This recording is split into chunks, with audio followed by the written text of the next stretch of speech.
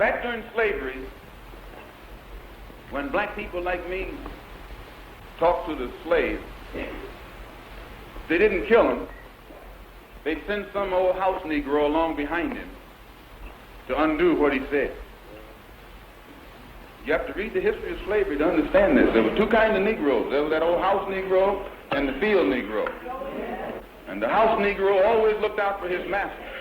When the field Negroes got too much out of line, he held them back in check. He put them back on the plantation.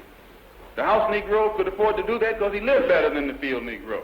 He ate better, he dressed better, and he lived in a better house. He lived right up next to his master in the attic or the basement. He ate the same food his master ate and wore his same clothes. And he could talk just like his master. Good diction. And he loved his master more than his master loved himself. That's why he didn't want his master hurt. If the master got sick, he'd say, "What's the matter, boss? We sick?" When the master's house caught a fire, he'd try and put the fire out. He didn't want his master's house burned. He never wanted his master's property threatened. And he was more defensive of it than the master was. That was the house Negro. But then you had some field Negroes who lived in huts, had nothing to lose.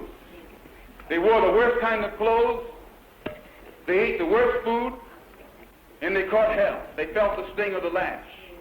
They hated their master. Oh, yes, they did. If the master got sick, they prayed that the master died. If the master's house caught a fire, they prayed for a strong wind to come along. This was the difference between the two. And today you still have house Negroes and field Negroes. Yeah. I'm a field Negro.